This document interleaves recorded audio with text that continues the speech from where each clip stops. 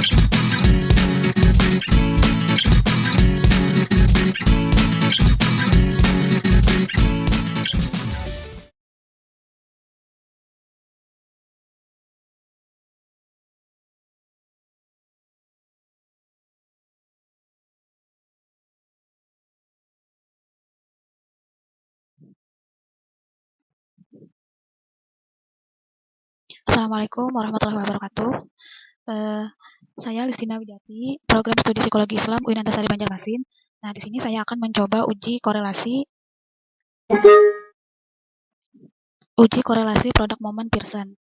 Nah, di sini saya sudah mempunyai soalnya. Diketahui hipotesis nihil sebagai berikut: tidak ada hubungan antara sifat kepribadian happiness dengan kesepian pada mahasiswa tahun pertama perkuliahan. Nah, di sini saya sudah mempunyai soalnya di Microsoft Excel. Variabelnya kesepian dan happiness. Dan di sini saya juga mempunyai, dan di sini saya sudah menambahkan soal yang ada di Microsoft Excel tadi ke SPSS versi 22. Langsung saja, yang pertama kita menguji normalitas dari data yang sudah kita masukkan ke SPSS. Yang pertama klik analyze, lalu klik regression, klik linear. Nah, di sini kesepian kita masukkan ke independen, happiness kita masukkan ke dependen, lalu save. Nah, di sini akan muncul linear regression set. Nah, pada jendela ini kita akan mencentangkan unstandardized, lalu klik continue dan klik OK. Nah, untuk hasil output ini kita abaikan saja terlebih dahulu. Hasil output kita abaikan saja. Kita kembali ke laman data view, lalu kita klik analyze lagi. Nah, di sini sudah muncul. Klik analyze, terus non-parametric test, lalu klik legacy dialogs, dan kita klik yang one sample Kolmogorov-Smirnov. Nah, yang masukkan unstandardized ini ke tes variable leaf. Nah, untuk yang normal kita centang di test distribution dan kita akan melihat hasil outputnya. Nah, di sini pada tabel one sample Kolmogorov-Smirnov test kita fokus ke sini. Nah, di sini kita langsung lihat ke asim seek to tell. Nah, di sini kita akan melihat ini ya. Nah, yang ini. Untuk nilai asim seek to tell-nya di sini ada 0,200. Nah, untuk dasar pengambilan keputusan dalam uji normalitas Kolmogorov-Smirnov, jika nilai signifikansi lebih dari 0,05, maka data penelitian kita berdistribusi normal. Jika nilai signifikansi kurang dari 0,05, maka data penelitian kita tidak berdistribusi normal. Sedangkan di sini kita melihat asim seek to tell kita itu melebihi 0,05, yaitu 0,200. Berarti data penelitian kita ini berdistribusi normal.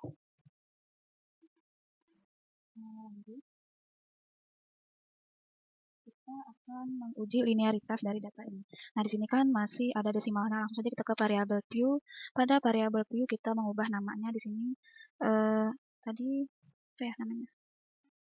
Kesepian dan hardiness. Oke. Ini kita ubah kesepian. Ini hardiness. Desimalnya kita nolkan saja. Measure-nya scale, dua-duanya.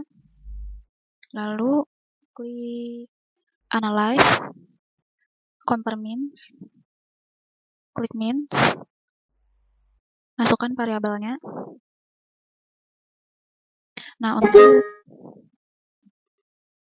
untuk kesepian kita masukkan ke independent list, sedangkan hardiness-nya kita masukkan ke dependent list. Setelah itu option dan kita centang test for linearity, continue dan OK. Nah, di sini kita akan melihat output dari uji linearitasnya. Kita langsung ke ANOVA tabelnya. Nah, di sini kita akan melihat langsung saja nih di linearity-nya kita tarik ke kanan di bawah. Di tabel signifikansinya itu di sini pada linearity-nya itu 0,000. Nah, untuk dasar pengambilan keputusan uji linearitas itu jika nilai sig-nya lebih lebih dari 0,05 artinya itu tidak linier.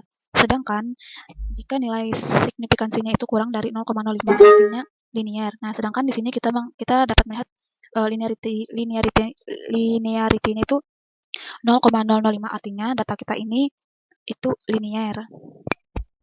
Selanjutnya kita akan menguji korelasi data ini.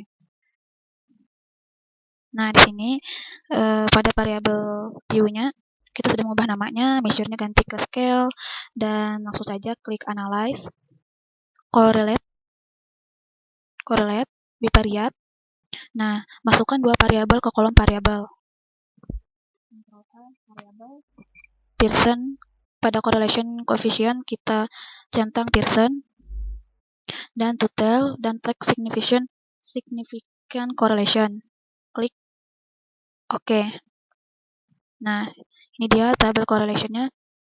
Nah, untuk dasar pengambilan keputusan uji korelasi ini kita lihat di Pearson correlation-nya sebagai nilai R hitung, lalu bandingkan dengan R tabel. Lihat dan kita bisa melihat signifikannya untuk hipotesisnya yang ini. Nah, untuk ini kita bisa membandingkannya dengan R tabel. Nah, di sini apa sih uji korelasi Pearson itu? Di sini saya sudah mempunyai catatan. Nah, uji korelasi Pearson ini bertujuan untuk mengetahui tingkat keeratan hubungan antar variabel yang dinyatakan dengan koefisien korelasi atau R. Nah, bentuk hubungan korelasi ini itu bisa positif dan negatif. Nah, di sini sedangkan kita melihat di sini pada Pearson correlation itu ada tanda minus. Nah, berarti bentuk hubungan atau jenis hubungan data kita ini itu negatif. Nah, untuk dasar pengambilan keputusan, jika nilai signifikannya itu yang ini lebih dari 0,05, maka H0-nya diterima dan HA-nya ditolak. Berarti tidak ada hubungan korelasi antar dua variabel. Jika nilai signifikansinya itu kurang dari 0,05, maka H0-nya ditolak dan HA-nya diterima. Berarti ada hubungan atau korelasi antar dua variabel. Kita lihat di sini, totalnya itu 0,000, berarti kurang dari 0,05, maka HO-nya ditolak dan HA-nya diterima, berarti ada hubungan atau korelasi antar dua variabel.